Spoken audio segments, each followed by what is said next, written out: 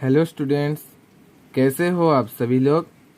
I think तुम सभी लोग अच्छे से रह रहे हो और हेल्दी भी हो इस पेंडेमिक सिचुएशन में।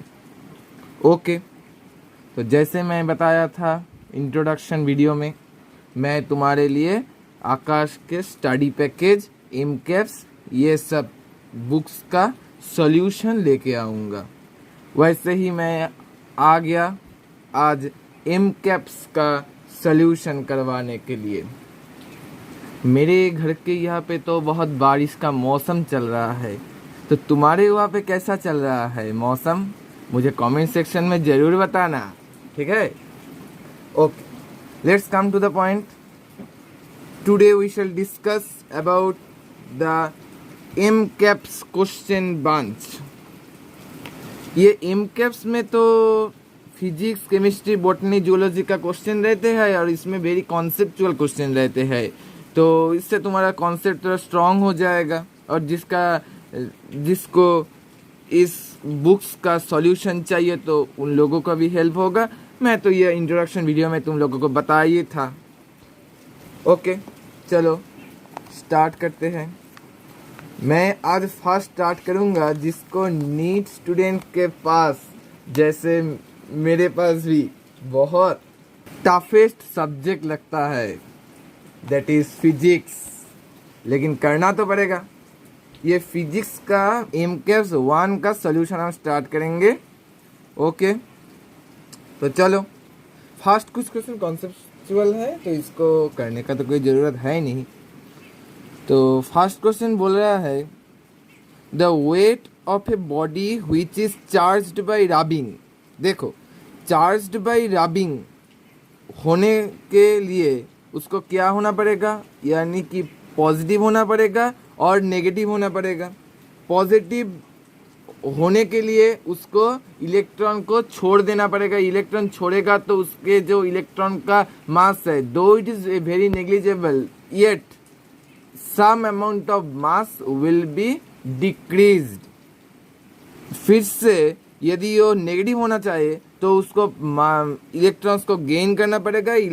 तो इलेक्ट्रॉन्स का मास उस बॉडी का, न्यूट्रल बॉडी का मास के साथ ऐड हो जाएगा, इससे बॉडी का मास इंक्रीज होगा। तो इसके आंसर 1 भी नहीं होगा, रिमेन कांस्टेंट, नो डिक्रीज नहीं होगा, क्योंकि जब वो नेगेटिव होगा, ये तो नेगेटिव पॉजिटिव मेंशन नहीं किया, तो डिक्रीज भी पूरा नहीं होगा, इंक्रीज भी पूरा नहीं होगा। ऑप्शन नंबर 4 हो जाएगा, मे इंक्रीज और मे डिक्रीज। ठीक है friends, next, which of the following option is correct. Which of the following option is correct. तो the total number of charged particle in the universe remain conserved. Total number of charged particle in universe remain conserved, ये तो सही हो नहीं सकता, क्योंकि charge इस body से उस बॉडी में ट्रांसफर हो सकता है। कभी किसी बॉडी न्यूट्रल हो सकता है, पॉजिटिवली चार्ज हो सकता है, नेगेटिवली चार्ज हो सकता है। Let's come to the next point. The magnitude of a total positive charge of the universe is constant. No, the magnitude of total negative charge in the universe is constant. No, but option number 4, the total charge of the universe is constant. It is true because ये हम सभी लोग NCERT में पढ़े थे। क्या पढ़े थे? Charge is conserved, it never be destroyed, it can never be destroyed और created. So option number 4 will be the right answer. Next आ जाओ, इसमें थोड़ा कैलकुलेशन का जरूरत है। तो क्या बोल रहा है, if an object contains N1 protons and N2 electrons, the net charge in the body of object is, मतलब the net charge on the object is, तो उसके पास N1 प्रोटॉन है और N2 इलेक्ट्रॉन है, तो नेट चार्ज। चलो, so question number 3,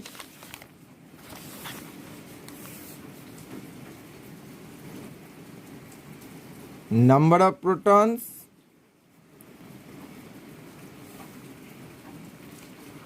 number of electrons।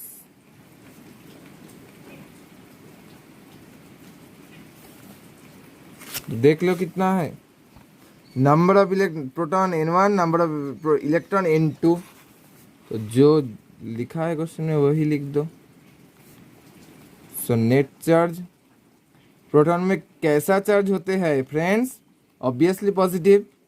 So n1e, E तो उसका चार्ज है ना, ये तो हम जानते ही है कि इलेक्ट्रॉन का जो चार्ज और प्रोटॉन का चार्ज मैग्नीट्यूड सेम है। और इलेक्ट्रॉन का चार्ज कैसा होते हैं? नेगेटिव होते हैं, तो n2e। तो ई को कॉमन लेके बाहर कर दो, आ गया n1 n2e।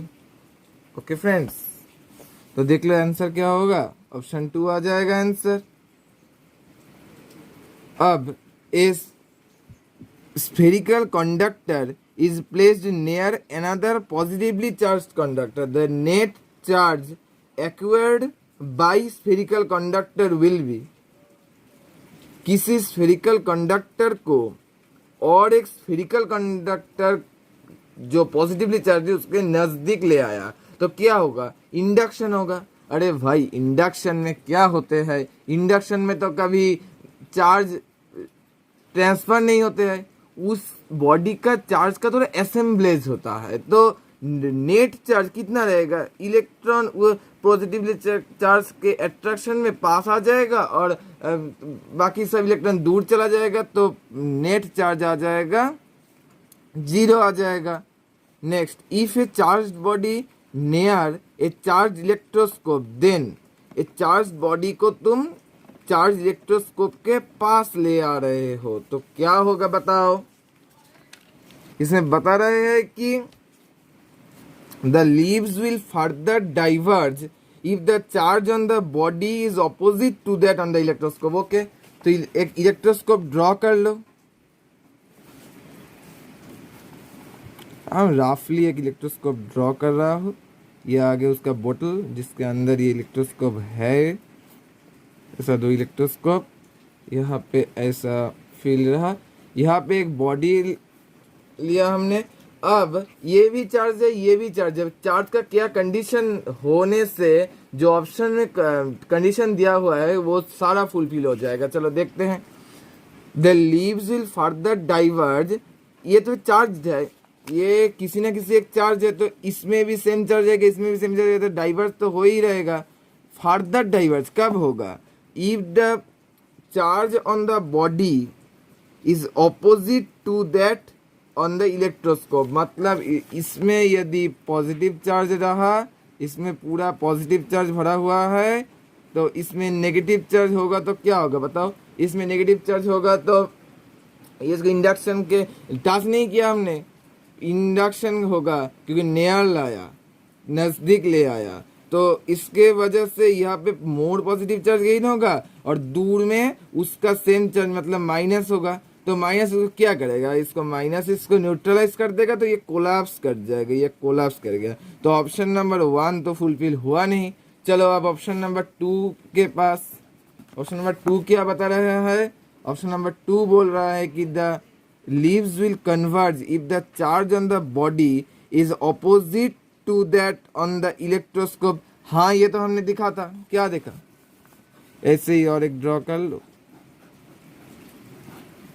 बहुत ही रफली ड्रॉ कर रहा हूँ, समझने का ही चीज़ है ये। तो इसमें जो चार्ज है पॉजिटिव पॉजिटिव है।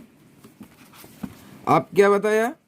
If the charge on the body is opposite to that on the electroscope, electroscope में पॉजिटिव है, इसमें नेगेटिव लाओ, तो नेगेटिव इसमें पॉजिटिव चार्ज क्रिएट करेगा और इसमें वो दूर जो है उससे उसमें नेगेटिव चार्ज क्रिएट करेगा, तो वो कन्वर्ज कर जाएगा। देखो यही बता रहा है, द लीव्स विल कन्वर्ज। तो ऑप्शन नंबर 2 तो सही है, लेकिन कहानी में ट्विस्ट है। यहाँ पे 4th नंबर ऑप्शन में है बोथ 2 and 3, सो हमको 3 नंबर भी जांच करना पड़ेगा। चलो 3 नंबर जांच कर लो।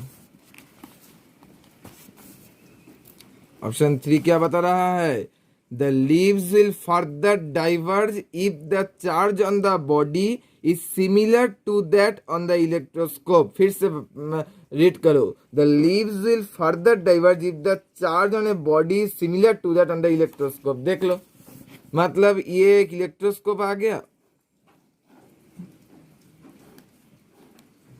ऐसा इलेक्ट्रोस्कोप आ गया, यहाँ पे आ गया बॉडी, इसमें और इसमें सिमिलर चार्ज देने को बोला, सिमिलर टू दैट। हाँ तो दे दो सिमिलर, इसमें पॉजिटिव ही रखो, पहले से ही रखा था, इसमें भी पॉजिटिव, इसमें भी पॉजिटिव, इसमें पॉजिटिव लाओ, तो पॉजिटिव इसके पास नेगेटिव क्रिएट करेगा और इसके दूर पॉजिटिव ही क्रिएट करेगा, तो पॉजिटिव था और भी पॉजिटिव आया तो क्या होगा, ये डाइवर्ज हो जाएगा ना भाई, ये तो कन्वर्ज किया था, ये डाइवर्ज हो जाएगा, फर्दर डाइवर्ज होगा।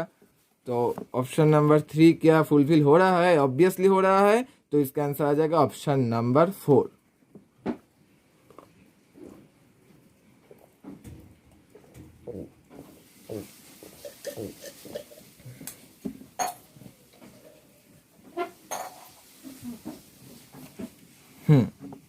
Next, a positive point charge Q is brought near an isolated metallic cube of side 10 centimeter. Okay? एक क्यूब के पास एक पॉजिटिव चार्ज को ले आया, तो the interior of the cube becomes negatively charge and the surface becomes positively charge. देखो एक बात तुमको मानना पड़ेगा, क्या बात, वो है ये एक मेटालिक क्यूब है, तो मेटालिक क्यूब कहाँ पर चार्ज रहते हैं, पूरे आउटर सरफेस में, तो इनर में तो कोई चार्ज नहीं रहते हैं, तो इसका अंदर का जो बात बोलेगा वो कैंसिल हो जाएगा, तो इसमें बोला है interior of the cube become negatively charge, पूरे कैंसिल, बाहर क्या हुआ देखने की कोई जरूरत नहीं है। The interior of the cube becomes positively charge, ये भी cancel.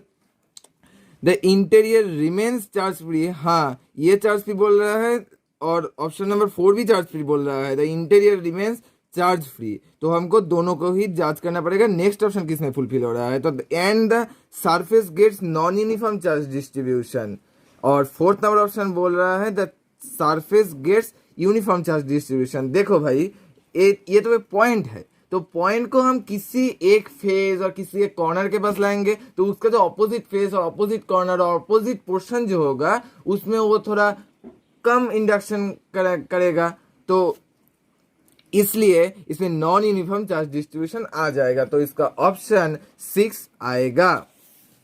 Next question, two identical metallic spheres X and Y are supported on insulating stand placed in near contact. What kind of charges will be developed on X and Y when a negatively charged ebonite rod is brought near X? मतलब क्या समझोगे भाई साहब, friends क्या तुम समझोगे। Question number 7, कुछ बात नहीं, ये स्टैंड में ये एक हुआ और ये एक हुआ, दोनों पूरा पास पास टच करके हुए हैं। नेक्स्ट,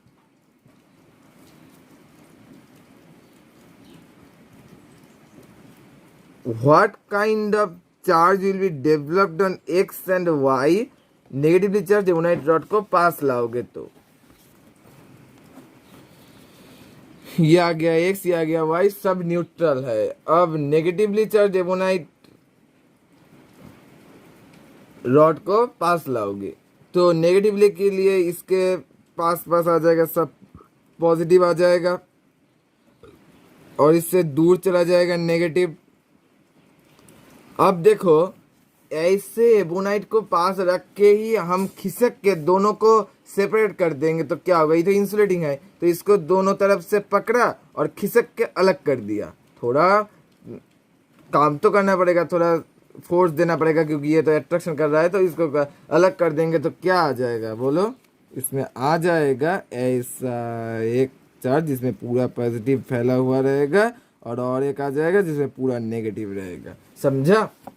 तो अब देखो कौन सा ऑप्शन करेक्ट होगा, X will have negative charge and Y will have positive charge, ये हम दिखा था क्या, ये हम नहीं दिखा था, ये एक्स और ये वाई, एक्स में पॉजिटिव चार्ज वाई में नेगेटिव चार्ज।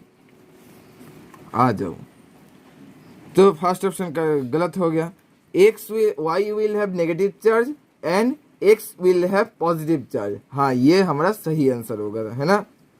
फिर भी 3-4 थोड़ा जांच कर लो, both x and y will have positive charge, no, both x and y will have negative charge, ये भी नहीं होगा, तो ऑप्शन नंबर 2 हमारा करेक्ट आंसर आ जाएगा। ओके, अब आ जाओ नेक्स्ट क्वेश्चन, क्या बता रहे हैं, two spheres A and B of same mass M are given equal positive and negative charge Q and minus Q respectively. Their mass after charging, क्या होगा, दोनों का मास सेम है. अब एक को पॉजिटिव चार्ज दे दिया गया. पॉजिटिव चार्ज कैसे दे दोगे तुम बताओ. तुम इलेक्ट्रॉन्स को हटा दोगे, कुछ इलेक्ट्रॉन को,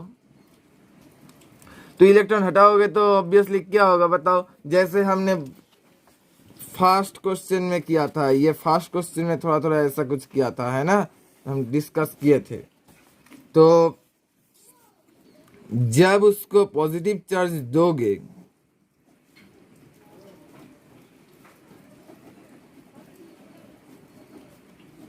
पॉजिटिव चार्ज से उसका मास डिक्रीज हो जाएगा. ठीक है, डिक्रीज हो जाएगा. और मतलब किसका मास डिक्रीज होगा बताओ. यहाँ पे है ए को तुमने पॉजिटिव चार्ज दिया है, ए को पॉजिटिव चार्ज दिया तो ए का मास डिक्रीज होगा. ठीक है. अब आ जाओ नेगेटिव चार्ज. नेगेटिव चार्ज जब तुम किसी ऑब्जेक्ट को प्रोवाइड करोगे तो उसका मास इंक्रीज हो जाएगा. क्यों इंक्रीज हो जाएगा मैं दोबारा बता रहा हूँ, फॉलो करो. इसमें इलेक्ट्रॉन ऐड होगा, इलेक्ट्रॉन ऐड होगा तो कोई ना कोई मास एक्स्ट्रा आएगा, इसलिए उसका मास इंक्रीज हो जाएगा, जो होगा इस क्वेश्चन में बी के ऊपर. चलो अब देख लो. तो अब नेक्स्ट कंडीशन क्या रहेगा. इनिशियली था, initially A is equal to B था, mass of A is equals to mass of B था, ऐसा ही तो था ना. अब नेक्स्ट आ जाएगा क्या, finally mass of A will less than mass of B. Why? Because इसमें मास डिक्रीज करेगा, इसमें मास इंक्रीज करेगा. अब चलो आंसर मिला लो. क्या आंसर आएगा तुम देख रहे हो कि ये नहीं आएगा, ये भी नहीं आएगा. हमारा इससे मिलता जुलता कौन आ रहा है, ऑप्शन नंबर 3 आ रहा है. Mass of sphere A is less than mass of sphere B, option number 3 right answer हो जाएगा. चलो नेक्स्ट क्वेश्चन में चलते हैं. क्या बता रहा है.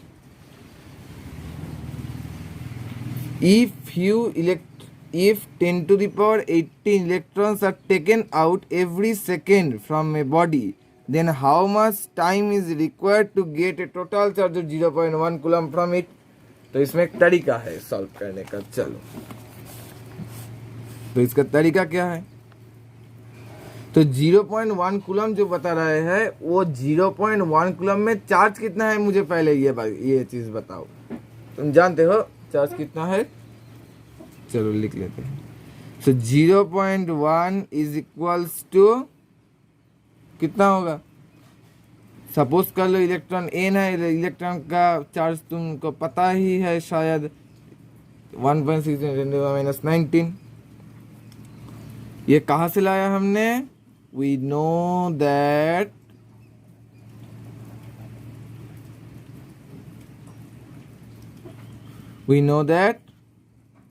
Q is equals to ±NE. यह से लाया हमने.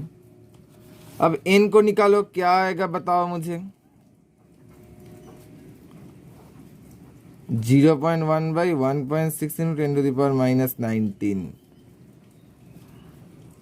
अब एक बात सुनो मेरे, ये पॉइंट को जब हम हटा देंगे तो इसमें क्या आ जाएगा, नीचे एक 10 आ जाएगा. और ये पॉइंट को नहीं हटाओ क्योंकि ये तुम एक शॉर्ट ट्रिक के जैसे याद रख दो. 1/1 ये बहुत सारी जगह पर काम आते हैं. 1/1.6 इज इक्वल टू 0.625 आते हैं. इसको थोड़ा याद रख दे रहा हूं. ओके देख लो. ठीक है. तो यहाँ से तो ये 0.0 पॉइंट तो उठ गया, तो 1 है और 1.6 है. तो यहाँ से आ जा रहा है 0.625. और यहाँ से कैलकुलेशन करोगे तो 10⁻19 ऊपर चला जाएगा, कट जाएगा, 10⁻18 हो गया. ऐसे ही रख दो क्योंकि हमारा क्वेश्चन में देखो क्या बता रहा था, 10⁻18 इलेक्ट्रॉन्स। सो 10 यहाँ पे 10⁻18 रखोगे तो बाद में कैलकुलेशन में थोड़ा इजी हो सकता है। चलो तो देखते हैं, अब क्वेश्चन पढ़ो। इफ 10⁻18 एवरी सेकेंड में निकाल रहे हो तो इतना चार्ज कितना टाइम लगेगा गेन करने के लिए, तो इतना इलेक्ट्रॉन ट्रांसफर होना पड़ेगा। So 10⁻18 electrons are transferred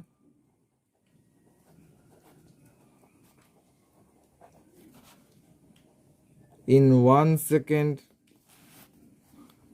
So 0.625 into 10⁻18 electrons are transferred in 0.625 into 10 to the power कितना आएगा बताओ, 18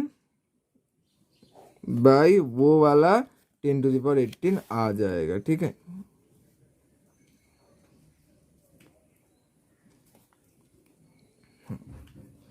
तो ये देखो कितना इजी हो गया, 10 to the 18 कट गया, 0.625 आंसर आ गया। ठीक है, मिला लो आंसर, मैच करा लो, ऑप्शन नंबर 1 राइट आंसर हो जाएगा।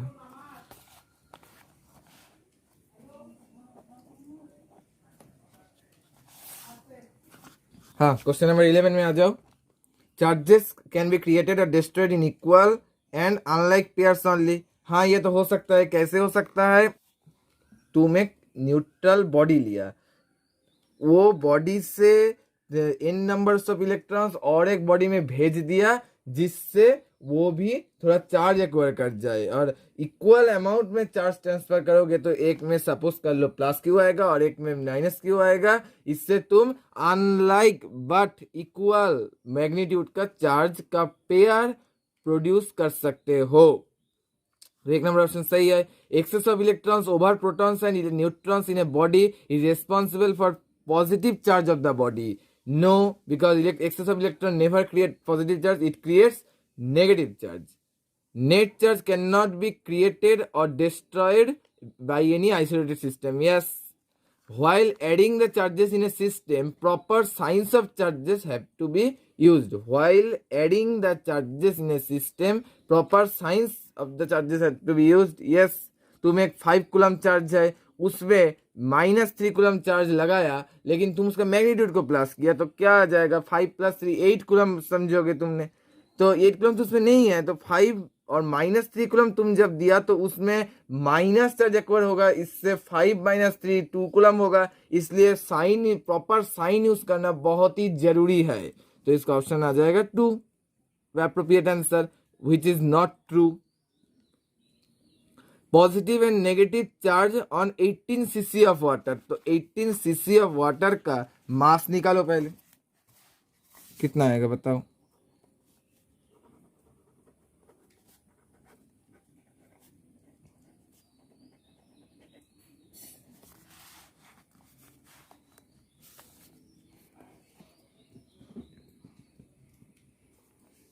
Density into volume. Density water का सीजीएस में क्या होते हैं, 1, तो मास भी 18 ग्राम आ जाएगा। अब 18 ग्राम वाटर में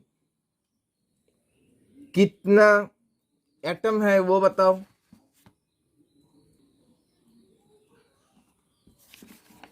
एटीन ग्राम वाटर में नंबर ऑफ एटम्स,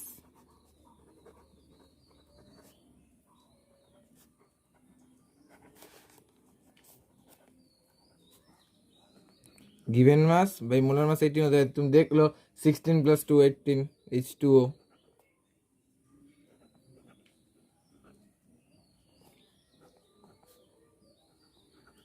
इतना आ गया एवोगाड्रो नंबर। ओके,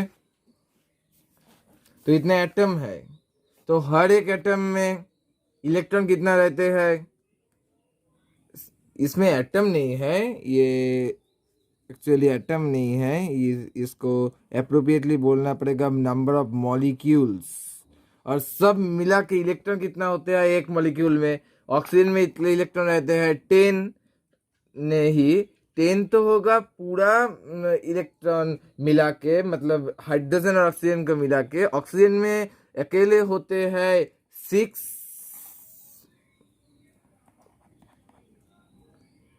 हाइड्रोजन में अकेले होते हैं 8 इलेक्ट्रॉन्स, हाइड्रोजन में एक हाइड्रोजन में 1 इलेक्ट्रॉन, सो 8 + 1 + 1 दैट इज 10। तो इतना एटम मिला के जो मॉलिक्यूल बना उसमें कितना इलेक्ट्रॉन रहेगा, उसमें इलेक्ट्रॉन रहेगा number of electrons 6 × 10⁻23 × 10, that is 6 × 10⁻24। तो इतना इलेक्ट्रॉन रहेगा। तो एक एक इलेक्ट्रॉन का चार्ज तो 1.6 × 10⁻−19। तो net charge acquired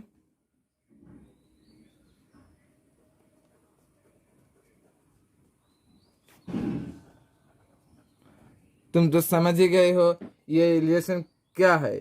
Q = ±NE।